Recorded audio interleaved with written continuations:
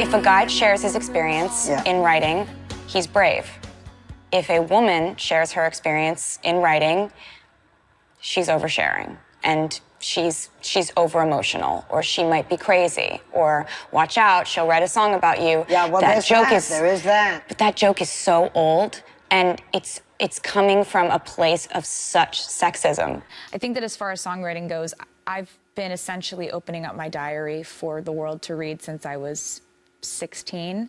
So that's an interesting kind of vulnerability to have when you are telling your life story and revealing your life narrative and all the feelings you had about those things happening to you to people who are going to understand it and see your side of it and kind of see, look at what you're saying and say, I get that, I feel that too.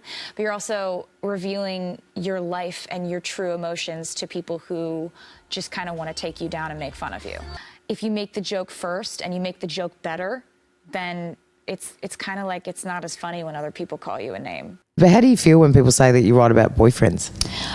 It's interesting because I think as a songwriter, you have your fans who have been keeping up with your music since before you were known. You know, my first album came out when I was 16. So I would write about my life as I saw it, as I felt it. And then what happens is as you get more successful, which you're lucky if that happens, you have more and more people paying attention to what you're doing. And you've been doing it the same way your entire career as a songwriter, but all of a sudden the perspective has changed. And they use kind of you writing songs about your life as a way to play detective. And for me, I have a really strict personal policy that I never name names. And so anybody saying that a song is about a specific person is purely speculating. And they're going to do that, but the most important thing for me is maintaining artistic integrity, which means as a songwriter, I still continue to write about my life. I could very well water it down, and I could just say, like, you know, the sky is blue and now we're dancing and we're in a club and it's great. But I just don't think I love that song. I know it was a #1 hit, but no, but people they can sense honesty. You can tell in your music. You can hear. You're gonna have people who are going to see the depth from which you approached a song. The fact that you put, you know, your real emotions into it, and that's valuable and that's good and that's real. And then you're gonna have people who are gonna say, oh, you know, like she just writes songs about her ex-boyfriends. And I think, frankly, that's a very sexist angle to take. No one says that about Ed Sheeran. No one says it about Bruno Mars. They're all writing songs about their exes, their current girlfriends, their love life, and no one raises a red flag there. It's true. Yeah, it's done with a wink. And what's fun about music is that, you know, things that you can write kind of as a joke, a little bit like with a little humor in them. Most people get it. Like most people get that like Shake It Off is a funny, like it's funny. Like I'm not actually rapping seriously in that song. Like it's done with like. I got it.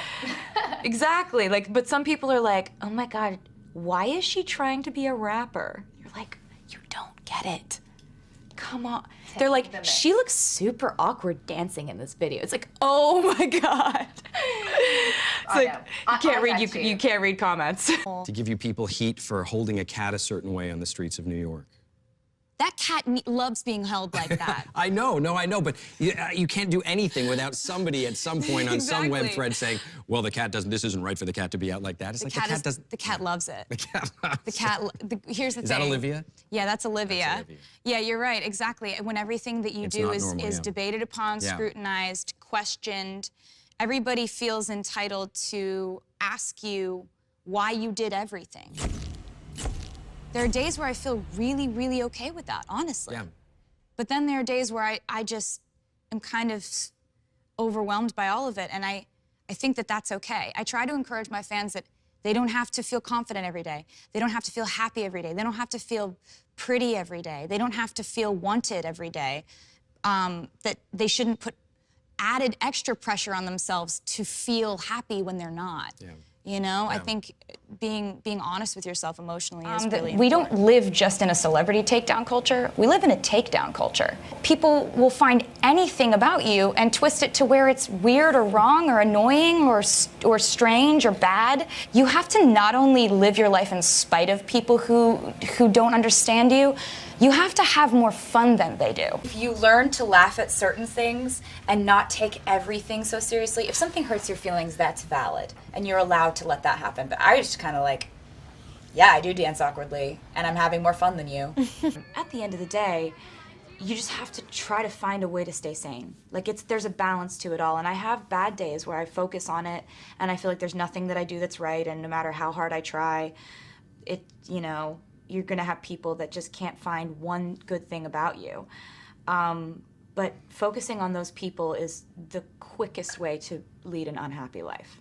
So on one hand, I'm very aware of who I actually am, but I'm also very aware of what people are saying about me. And I think in order to be prepared, you have to know those two things. Well, it always comes from a place of storytelling. Like I always want to write from a place of kind of like a diary. And even if I'm making a pop album, I'm not ever gonna make a pop album that's just like, gonna go to the club, and dance, you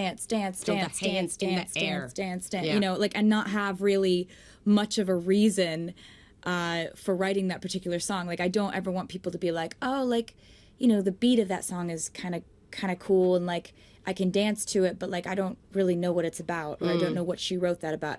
There's always, I think coming from Nashville, there's always going to be an element of storytelling in what I do, even if it's pop music, even if it makes you want to dance. I also want it to kind of make you think too. Yeah, that's the power of music. It's wonderful. You know, I think when people say that they like one of your albums, like when people told me that like Red was their favorite album I'd done, I didn't take that as, so I should make that again. I took that as, great, awesome, now I want to make them like this new album just as much, if not more, than the last album, but I want them to like it for different reasons. As far as just kind of actual real life accomplishments, I think my connection with my fans and the fact that they care about lyrics and things like that, I think that's what I'm most proud of.